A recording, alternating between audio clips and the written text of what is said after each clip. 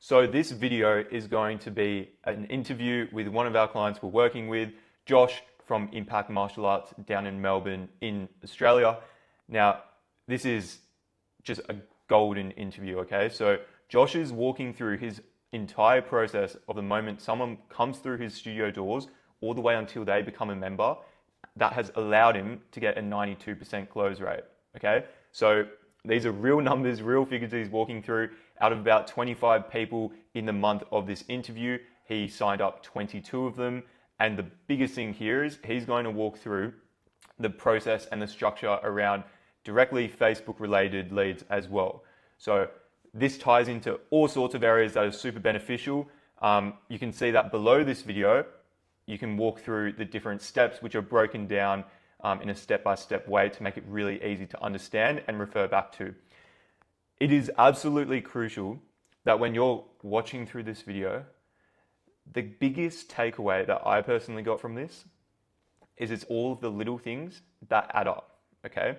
So there isn't some sort of golden tip or golden little trick that's going to make you convert anyone with a bit of magic when they walk through the doors. No, it's about doing the little things and doing them right and doing them every single time consistently. And what you'll see here is sticking to your word on it as well. He'll jump into everything. So what happens before the trial, how you actually prepare, because that's just as important as when they come through the doors, is being prepared for them to come through the doors.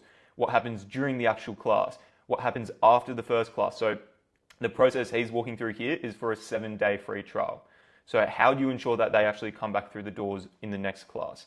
Now, the next stage will be all about the actual sale. How do we convert them? And then how do we handle objections? Because no doubt everyone gets objections, whether it's need to talk to the partner, I'm too busy, I don't have time, I'm not sure if I like it. Everyone receives these same objections, but it's the way you handle these is how you get them over the line. And when you get these objections, smokescreen, you can get past them, you can get through them. If you want to achieve an over 90% close rate like this as well, then watching how he handles these objections, there are little nuggets of gold there, okay? And then it even goes on to tracking everything. How do you know if a little change you've made in your sales process is actually having a positive effect unless you're tracking every single thing? So anyway, enough of me talking about it. He explains it so well. We're going to jump straight into that video, and you can refer back to this step-by-step process, which is inspired by exactly what he said. Refer back to it, make your own notes, and start implementing this stuff that he goes through. Don't just watch it and forget about it. Write notes, take notes, and implement it starting today. All right, welcome everyone. So this call is going to be a nice little interview with Josh from Impact Martial Arts down in Melbourne, Australia. How's it going, Josh? Yeah, not bad, Hugo. What about yourself? Pretty good, mate. I'm very excited for this conversation. Yes. So I guess, yeah, the purpose of this call for anyone watching is at the moment, Josh is running a 1-week free trial and he's closing at a 92% close rate. Is that right? Yes, that's correct. 92% this month. Right. So that's absolutely insane. Pretty much everyone walking through the door, Josh is turning them into a member. Right. So, I mean, based on that, if we look at this month alone, how many members have you guys converted out of trials so far? So this month alone, we've had 26 trials and we've converted 24 of them. Yeah. So, I mean, it's pretty much 100% close rate. Yeah. It's pretty insane, but it shows you that it's absolutely possible, right? Yes, 100%. To have that sort of growth, and I'm sure you didn't always close at a 92, 100% close rate. So yeah, for those watching this call, it's really going to be about diving into a few tips and tricks that Josh has picked up over his 10 years of running a studio. So we're just having a chat before this call. He's officially 10 years since taking ownership of a gym, which he started on his 18th birthday. So he's got the experience. He's done all the tips and tricks. He's tried all the different offers, and that's really allowed him to build up a structure and a plan of when people come through the doors, no one's walking out until they're a member, right? So super keen to run through this. We're going to jump into all sorts of little questions. It's going to go from, hey, the minute someone walks through the door, what's your approach, to the importance of the class, how we handle Facebook leads versus referral leads, what's the difference, how do you change your approach? And then four, the biggest one for a lot of people is, okay, when it comes to the pricing, when it comes to actually telling these people, would you like to become a member? How do we handle the objections that may or may not come about? So without any longer, we're going to jump straight into it. Cool. So maybe the first thing that you could walk us through is the trial offer that you're running at the moment, why you've chosen it, and a bit of experience with maybe others that you've tried and why you've chosen this one. So in the past, we always used to do paid trials. I think we've been doing paid trials now since 2018, 2019. It was a kind of the way the industry was going. And so, we kind of jumped on that bandwagon and, followed along. And we're always doing like 2 weeks for $20, 2 weeks for $30 plus a uniform. We tried everything under the sun. We tried some crazy things like 2 weeks for $1, just to keep the offers fresh and keep the offers going. And then obviously since jumping on board, we're now doing a 7-day free trial, which has by far had the biggest hit and success rate with any trial that we've done. And we know a lot of schools that offer both. We're still offering both, but we still get probably, I'm going to say 90% of our trials take the 7-day free trial over the paid trial. And we were under the belief of that if someone's paying for something, they're more likely to be a little bit more involved in it, a little bit more kind of serious about wanting to kind of continue on. And then obviously, doing the 7-day trial has completely kind of changed that thinking because, we've had the highest trials we've ever had, especially in winter right now, and the highest conversions we've ever had with our signups as well. So, yeah. Yeah, no, absolutely. And I think an important thing is, which you kind of noted there, is that obviously all types of offers work in trials, right? Because you've done the paid trials, they've worked to get you to the point that you're at now. But it comes down to testing is a big thing, and that a common thing that people think is that, having a free trial is there's like no friction and you're going to get a ton of bad quality leads. But obviously, you've seen it in a different lens. And what's going to be interesting is jumping into, okay, yes, you may need to change up the system a little bit when people come in, but how do you do that to make sure that, hey, even if it's a free trial, we're still converting, and even with you guys converting even more people. Cool. So I suppose from there, you've got the one week free trial in place. Now, just before we go into more salesy specifics of people coming in, how we approach that, I'd be really interested to hear how that kind of plays out a bit. So obviously 1 week free trial, is it a case that people come in and they do the first class and they kind of, you send them the schedule and they can have a look and see when the next class is? Or do you have a bit more, I don't know, you book people in? How does that work? So this kind of obviously goes into our sales process as well. So I'll kind of start keep going on with it. So whenever we have a new trial coming in, whether it's paid or free, because we treat them both the same in terms of our customer service level for it, we make sure to either have myself at the front door or the instructor of their class at the front door. Because ideally, if it's the instructor of their class, then it's a lot easier when it gets to the objections later on. And the first thing is that we greet them. So, we say, oh, hey, you must be so-and-so. You're here to try, obviously, a class today. We introduce ourselves to the child and obviously the parents. And then we take them on a walk through our reception, basically giving them a little quick tour of the facilities. And then we head over to the front desk where they fill out their first kind of inquiry form with us. And that's also where we get a chance to ask some questions, see kind of, what they want to bring their child in for. Okay. Yeah. When we've done that as well, we already have a timetable that we've already kind of pre-prepared with all their classes circled. So we sit down with them and we go, look, these are the times for your child. You've got Monday to Thursday, 4:00. If your child enjoys it today, when's the next time that you want to come in? Right. So we already, before they've even stepped on the mat, we're already kind of pre-framing in their mind. They're going, all right, we do everything via appointment so that you book your next appointment so that you come in. So before they've even stepped on the mat, we've already got their booking. And the main reason we do that is because if we have 4 to 5 people coming in at once, with everyone, then all the students leaving, plus then the trials leaving, sometimes people can get missed. So we always try and get their trial either in the first few minutes of their class, like or get their next class booked in the first few minutes, or even before they've stepped on the mat. Once they're then enjoying the class and doing the class, we confirm with the parent going, oh, so we'll definitely see you next Monday then. Like obviously you said it a little bit earlier. So we've already got that appointment ready to go for the next class. And we try and get it in the next day or two from their current class. So we don't want it to span out over a week, because if they've done class on Monday and they get a 7-day free trial and they go, oh, we'll come in next Monday, well, then they've lost that high from what the kid has had from the class. So we try and get it either on the Tuesday or the Wednesday. Okay. I think there's a bunch of nuggets in there already, Yeah. just so we can really break it down. Yeah. Now, I know this is like a very obvious question, right? But it's the basics that work, okay? So as you would know, you said from the very first step one, greet them when they come in through the doors. How do you know who's who? How do you prepare for that?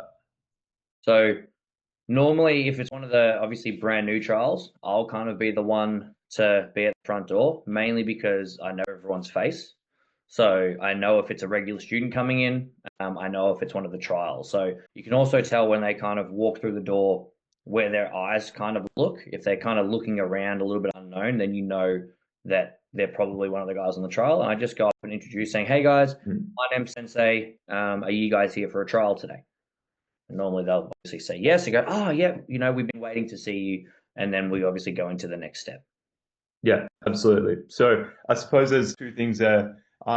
Obviously, when it's coming through our trials, you have that calendar, and you guys can pre-prepare for that as well, which is really beneficial and obviously helps, because I think that first touch point 100%. is crucial, right? 100%. And then backing that up with, I suppose, step two, right? Taking them on a tour of the facility so they can actually see, making them feel welcome. Yeah. These are the basic things that really just work. Yes. So this is a slightly different strategy, which I haven't heard before. Yep. You mentioned that, okay, we're actually going to get them booked in for their second trial before they even do the class. Correct. Which I think is a great strategy, because obviously after the class, everyone's running around, and you've got little kids having a muck. Getting that secured beforehand is huge. Leveraging the fact that the kid's going to be on a high after that class as well won't be a problem. What do you find is maybe the drop off of people who book in for that second class before they even do the lesson, and then after that first class say, actually, yeah, we don't want to come in the next class? Does that kind of make sense? It makes sense. I haven't really had it happen in the last 12 months. Because normally you'll make that second booking, and then they normally attend afterwards. We have had a few where they say yes to it, and then when we do our confirmation call and message the next day, they say, "Oh, look, we're not actually going to come back in again." You can't get everyone 100% of the time, but we can't really do much with that.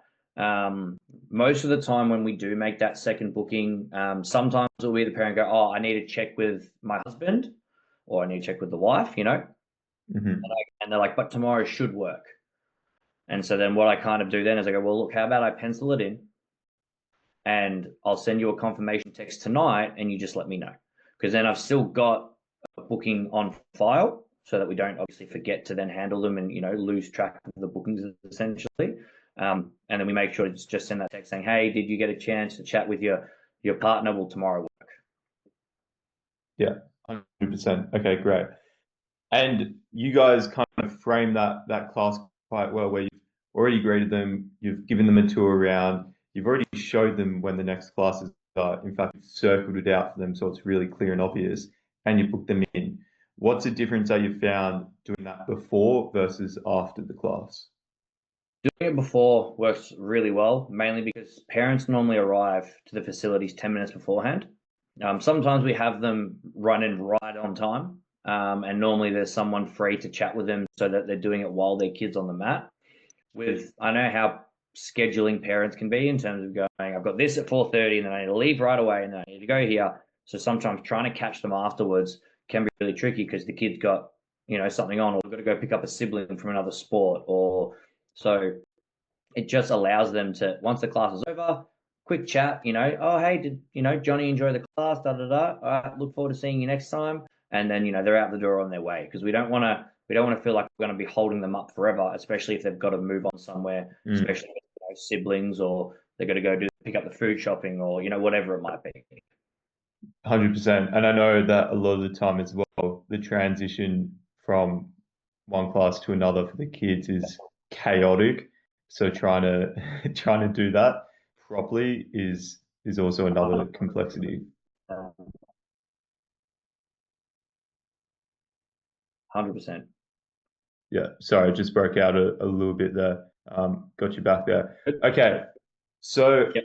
I suppose I think I got you. I suppose at this point in time, we've really covered a lot of that pre-class framework structure, Yep. going through and those things that what we say when it comes to getting people through the doors, there's no magic to it. It's just consistency and volume, right? That's all it is. As long as you're following in the 5 minutes, following up, they're going to come through the doors. It's not magic, it's consistency. I'm sure that applies with you guys in terms of doing those little steps before the class. It's not magic, it's just consistency. You do it every single time. Now, when we move into the actual class itself, how do you pull the ropes on this one to give them the best experience? In terms of them when the child's actually set foot on the mat. Yeah. So let's say I'm the one that obviously greets them at the door. Then after I've done the whole chat, I've booked them in, I've gone over times, they've filled out the inquiry form. I'll then walk them out to where their training floor is, because we've obviously got 2 floors. So if they're upstairs, I'll walk them upstairs. If they're on our downstairs floor, I'll walk them downstairs, and I'll introduce the child to the instructor of the class. So I'll pull the instructor aside, because normally there's assistants, so the assistant can keep kind of running the class, and I'll say, oh, this is, Senpai Levi, this is Senpai Kaylee, just so that they know someone from the class in terms of know the instructor. The instructor has done a whole howdy doody time that they do so to break the ice with the kid, where it makes them laugh a little bit, and then at the end of it, they go, are we best buddies now? And normally the kids say yes, and then all of a sudden they, get on the mat. And then I also try and find a student that's around their age, and then I introduce them to that student from that class, so that they actually know someone in the class, not just know the instructor. That's it. They know the instructor, and then I go and find someone around their age, and I go, hey, Scarlett, this is Lucy. Can you be buddies with her today and just help her through if she gets a bit lost? And then all of a sudden, those kids start sitting together, they chat, and that kid that was a little bit nervous now has a friend in class and knows who the instructor is and feels a lot more comfortable. For sure. Yeah. Yeah. No, I think those are again little things that really build up that connection. I mean, have you seen in other gyms or other experiences them do a different approach that doesn't quite hit it on the head like that? Yeah. Like, I mean, we didn't used to do this approach probably 2 years ago. Just the getting kids on the mat could have been a lot harder at that point, because, they were just shy, nervous. They're coming into a new environment where they don't know anyone, where everyone knows everyone there. And so we tried to think about how we could break the ice down for them, especially when majority of the kids coming in are between the ages of 3 and 10, and want them to feel comfortable.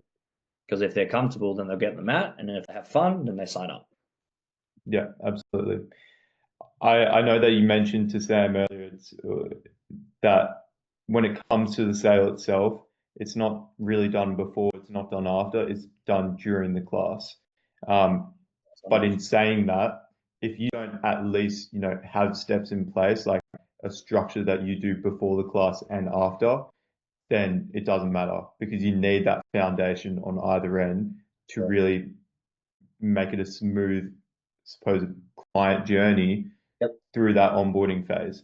I guess that brings us to the next part. They've had a great session. Now, it's a 1 week trial, so maybe it's a case where, parents are just going to bring them in a couple of days again, and the sign up happens then. Maybe the sign up is going to happen on that day.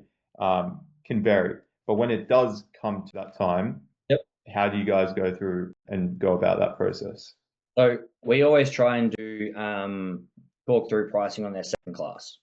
So if they're on obviously a 7-day trial, normally that's going to be at 3 classes they get in that we find. So we'll try and do it on the second class.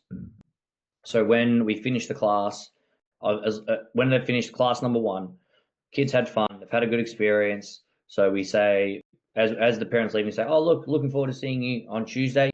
Now, would you have 5 minutes after class to go over the pricing?" Normally like, yeah, not a problem. And then we ask them, can you make sure that obviously both parents are there for that, or the parent who obviously makes the financial decisions? And that I haven't had a bad response to when I ask that question. They're like, yep, not a problem, completely understand. Then they do their second class. When we send our confirmation message or do the phone call, depending on obviously which one, if they pick up the phone, then it's a call. Otherwise, we send a text message. So looking forward to seeing Johnny for his class at 4 o'clock. And then just a reminder that after the class, we need about 5 minutes to go over the pricing, just to then, again, confirm that that's what we're going to be doing on that day. Right? So they do the class, the kid's on a high. And then if they're obviously going through the pricing, either myself or one of the experienced instructors will do it with them. But we then take them obviously to our like sign up table essentially. And, I asked the kid how they enjoyed the class. Did they have fun? Whatever it might be. And then we actually start going through the nuts and bolts of it. And we try and put it on them that there's no pressure to sign up today. We're just simply going through the pricing. But then 90% of the time they end up signing up straight afterwards anyway. Absolutely. And what do you think it comes down to? Because obviously you've tested around with this system for quite a while. What do you feel like are the most important elements of handling that kind of conversation? Is it the conversation itself? Is it before the conversation by setting the expectation that we're going to go through pricing so people are aware and that they're already thinking about it at that point? What do you think is kind of the key element there? It's a bit of everything, obviously. Making sure that they know the expectation that we're going to sit down and go through pricing, so that they don't run out the door. And then if they can't do it before the class, after the class, we do it before the class. But I find it works a lot better after the class because the kid's on the high from the class. For sure. Excuse me. And then it's also about how we go about talking about the pricing. Because the way our pricing works is that they can get discounts depending on what option they pick. And so it's about how we outlay it all to them. And when we do go through the pricing as well, we say, look, if you sign up basically by the end of today, we'll throw in your uniform and gloves for free. But we have to have that signed up before we close tonight. Yeah, if I'm not mistaken, I think you got a tiered structure where it's like X amount upfront equals less over rolling over. How have you found that system works in comparison to maybe standard structures of membership pricing?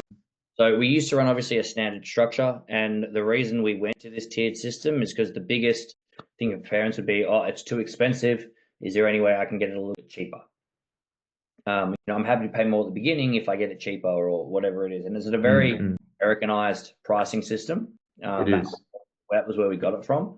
But when you sit down and go, look, all our pricing is based off 12 months. However, you're not locked into a contract. You can cancel anytime. And as soon as you say that, you kind of see there a little bit of relief. As soon as you say the first thing saying it's based off 12 months, they kind of get a bit worried because they think, they're going to be locked in for 12 months. But then you say, but you can cancel anytime with a month's notice. We just base our pricing of 12 months to allow people different options. And then we go through all our tiers, and if they pay a higher upfront payment, then they get a bigger discount over a 12-month period. But we go through it all, and then at the end of it all, we go, what option do you think would work best for you? Yeah, absolutely. And I think kind of a side note there as well, by having that tiered pricing and getting that upfront, also really allows you to invest that back into paid ads and be ahead of the curve, right? Because naturally, with gym memberships, yeah, we know that someone might be worth $2,000, $2,500, even more, right, on average. But it's a time that it takes to collect that. But if you can also have a play around with tiered systems, you can literally pay for your ads, and then anything after that is just straight profit, right? Yeah, no, that's great. In terms of that whole onboarding experience itself, right? So you've brought someone in who's never heard of you guys before. They've gone all the way through the process. Now they're a member. This is kind of an extra little question, but how much of that onboarding system process do you find, and sales process really, do you find impacts the client journey of the new member in terms of creating that really good experience of all the way through the trial to then payment, getting uniform? How much does that play into effect of their overall experience as a member? 100%. Like it definitely it plays into a big factor of them becoming a member because then they kind of understand how our school works and functions. But then they also then understand that all right, if they want to chat, we just book an appointment because then we're cool. You've got 10 minutes of my time. No one else can distract me. Instead of teaching class, they walk by and go, oh, Sensei, can I catch you for a minute? Oh, you can we do a phone call appointment just because I'm teaching classes and I need to be on the mat because we do everything via those appointments and we kind of set that structure early very on. It just reinforces it as they go through. And then we always make sure to follow up with them on everything, make sure that a question never gets left unanswered for 24 hours. They always have things come back to them. Absolutely. Yeah, no, those things are key. And if we take a step back a little bit as well, Yep. now you've had a lot of experience between closing people coming from Facebook leads, from referral leads. How do you approach a Facebook lead differently to someone who's walking in from a referral or word of mouth? So all our onboarding process is kind of the same because obviously, even though they might have come from word of mouth, a referral, a buddy day, or even a birthday party, they're all coming in for the very first time to see a class or to participate in a class. So all the steps basically up until the mat is kind of the same. The only thing we might do, let's say they're coming from word of mouth, we'll then obviously introduce them to their friend and we'll try and get them booked in on the day that their friend trains so that they're training together. And obviously, being a karate school, we line up in rank order. And if there's a buddy coming in, we'll break that rank order tradition as a once-off, but only for that one person, so they get to stand next to their friend for that class. 100%, yeah. And then if it's a buddy coming in, we kind of do that sales talk on the very first class. Yeah. And the reason being is, let's say it's a referral, for example. The parent who has referred them have already spoken so highly about us that they've done all the work really before they've even stepped on the mat. So instead of going, cool, we need to build this experience for the Facebook ad coming in who has no idea what we do, right? A referral has had that parent going, oh, these classes are so good. They've been so good for my child. They're talking us up the whole time. Then their child comes in and sees the benefits of it straight away. And so then we hit them straight when it's obviously nice and high and fresh, and we go through the process then. We go through the talk straight away. And normally we don't get the sign up on that first class, but it's normally the next day they're like, yep, we're going to sign up on option 2 straight away. Okay. Yeah, I think that breaks it down really, really well. Yep. And the key thing there is, right, yes, exactly right. If someone's been referred over, yep, then that mother has been talking about you guys for months, right? Yep. So the work is done. When it comes to a Facebook lead, they're still making the commitment to take time out of their day to travel to your studio. And let's be honest, like martial arts, it's a little more intimidating from face value than most other things, right? So there's that commitment in place. Once they're through the door, it's about tailoring it slightly different so you know that you can build that experience over time. Now, a lot of people do have one class free trials and they do get them on that class, and that's where incentives a lot of the time comes into play a lot. But that said, the emphasis here is that you may need to twist or tweak things a little bit differently to build that connection and trust for these Facebook leads, right? Yep. 100%. Awesome. Yeah. Great. And I know you kind of touched on some objections a little bit before, like the partner objection. What do you find are the most common sort of objections that you guys get? The most common objections that we have is obviously I need to chat with the husband or the wife because they only one parent's there when we go over pricing. So that's probably objection number one. Objection number two would be, oh, well, they're so busy. I don't know if they can handle another commitment. That's a bit more of a fun one to kind of negotiate around, but that's probably another one we get. And then probably the third one would be, what if he doesn't obviously like it, or what if he, isn't enjoying it per se. Sometimes we get the thing going, it's too expensive, but we don't normally get that anymore. But there are steps that we have in play to kind of counter each of those objections when they do come up. Yeah, great. Okay, so maybe if we could real quick do quick fire objection responses. So I know you touched on it earlier, but just quick fire. I need to talk to the partner about it. Yep. So not a problem. Well, could you give your partner a ring right now? Are they off work? And normally the response would be, oh, they don't finish work till 6, 7 o'clock, because that's kind of what they'll say. So I said, look, not a problem. What time works best for me to give you a call later tonight once you've had a chat with your partner? They'll let me know what time works, and I go, all right, I'll give you a buzz then. Have a chat with your partner because I can only offer the free uniform and the gloves by the end of tonight. So let me know what time works for you. I'll give you a buzz, and then we can chat about it over the phone. And when that happens, they're like, yep, 8 o'clock. And so, if I'm having to teach class and quickly make a phone call at 8 o'clock, I've done it many times. It takes a few minutes. I just get one of the higher ranks to run part of the warm up or whatever it might be. Or if there's someone free to make the phone call, they do it. And every time we've had that objection and we get the time, they actually genuinely have to chat with their partner and they go, yep, cool, we're going to do option 2 or we're going to do option 3. And then we get the sign up then going, look, fantastic. I've already got all the sizes because we measured up little Johnny when he was in earlier.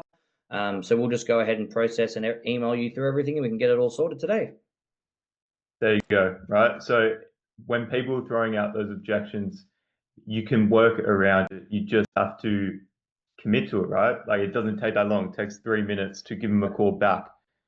But by allowing them to do that and then actually doing it. Yep, following through. Consistency is what makes a difference. It's again, pretty simple things. It's just about doing it. Cool. And then I think another one you mentioned was the time factor. So I'm curious to hear your way of handling this one. Yeah, we're just not sure if we have enough time for these classes. So we offer a 1 time a week membership as well. So a student can come in and do 1 class a week. So if they say obviously a time factor, go, well, look, over the last 7 days, you've been able to commit to 2 classes a week. Right? Do you have anything on these times? And they go, oh, no, we're free to make those times. Like, okay, well, fantastic. Well, do you think you could commit to just these 2 classes? I know our memberships are unlimited, so you can get as many as you like. But while you're making sure that little Johnny enjoys it, could you commit to the Monday and the Wednesday at 4 o'clock? Right? And if they go, oh, look, I'm not sure. Well, then how about we do a 1 time a week just to begin with for the first 4 weeks? Do it on a Monday or a Wednesday, and it can change every single week. It doesn't have to be locked in. And then after that, we sit down, we reassess, and if he's handling it well, then we can bump him up to the normal membership where he gets unlimited classes in the week, or in most cases, 2 to 3, and he continues training from there. But we're just making sure that he can handle it in his schedule. Absolutely. And I think a key thing there as well is like, well, if they made time for that class, then exactly right. They can probably make time for at least once a week. And the once a week, even though it's not what I'd like ideal, it gets them in the door and it gets them seeing then the value of our class for a whole month instead of them then not signing up and we've lost them entirely. Absolutely. Yeah, no, that's right. I think again, just at least building some systems around and having a sit down and thinking, okay, I get these objections all the time. It's not uncommon. No. After listening to this conversation as well, and then just having to think about how I can handle it, even using ChatGPT for that matter, can start building processes around, especially if you have a team. I know that you have a team, so it's really important to start, writing these things down, coaching your own team members so that they understand that. I suppose when it comes to tracking, you guys track your numbers. Yeah. I thought you were on 90%. You corrected me. Actually, today it's now 92% of conversion. How important does that come into play of Oh, tracking numbers? tracking your numbers is the only way to grow. There's a little saying that we picked up from a martial art conference. You need to know your numbers to grow your numbers. And that's coming from why people quit, why people don't sign up, why people stop the trial halfway through. Uh, you know, everything is so important because if there's a hole in your system somewhere, it allows you to find the hole and repair it. Because otherwise, you'll just be like a bleeding cup. Leads are coming in, and then they're just disappearing and not signing up, or students are coming in and they're quitting after 3 months. Well, there's an issue somewhere, and if you know your numbers every single month and you look at them every single day, it allows you to fix things before they become a real problem. 100%, 100%. And I know that tracking is a bit of a, oh no, that's like every single metric. I suppose where's somewhere that someone can start of just doing the basics, right? Yeah, so I mean, we track things on a weekly basis and a monthly basis. So every Monday, all the staff of the centers need to prepare an accountability report. So it just obviously is the numbers of things, but the first numbers that we look at, especially when we're doing a new center, is how many intros do we have for a week, how many intros showed up, how many trials we have for a week, how many trials showed up, because obviously it's whether then they're doing confirmation calls and the messages, and then the conversion rate from trials to student. And then when someone doesn't sign up, recording why they didn't sign up. Don't just say, oh, they're not signing up and just put it down, they didn't sign up. Ask the question why. Oh, well, how come, we're not wanting to sign up today after you see such the benefits of our program? And they'll normally put it down to a few things, but it's the main thing of recording it down so you know why, because sometimes it could simply be out of your control. I once had a trial that came in and 2 weeks later they were moving to Sydney. And I was like, one, why are you doing a trial for a martial arts school when you're moving to Sydney? Yeah, That's something that's completely out of our control. exactly. How hard I sell, they will not sign up because in 2 weeks they are leaving the state. Exactly right. Yeah. And what you just explained there is a simple way of keeping track of these things because it really does make a difference. If you're not tracking the basic core things, then how do you know that the change you're making in your sales process is actually making a change, right? It's crucial. Yeah. Same way that we're tracking your ads and your show rate, your booking rate, how long it takes for someone to give your leads a call. This data is crucial, and it also translates to when people come through the doors as well. I mean, I think this call has been super insightful. It's literally, for those watching, it has covered so many things you need to know. And I think the best way to end it off would be, given the overload of information that we've just gone through there, if there was one thing that you would tell people to really take away from this conversation and act on as soon as possible, what do you think that one needle mover might be? Probably following through with what you say. So if you say to someone that you're going to call them at 8, call them at 8. Right? Don't call them at 8:01. Don't call them at 8:02. Call them right on 8 o'clock. But follow through with, basically when you're trying to sign someone up. So just because then they see that you are committed to them, and then they'll commit back to you as well. 100%. And that translates over to every aspect of the business as well, following through with what you say you're going to do. Yeah, thanks so much for that, Josh. That's No been problem. insanely valuable. If people want to come towards you, or I know that you might have a few things in the future planning out, we can drop in a couple of links of where to find you. And apart from that, anyone watching, if you have specific questions on this, send them through. This has been insane value. Thanks so much, Josh. Not a problem. Take care, mate.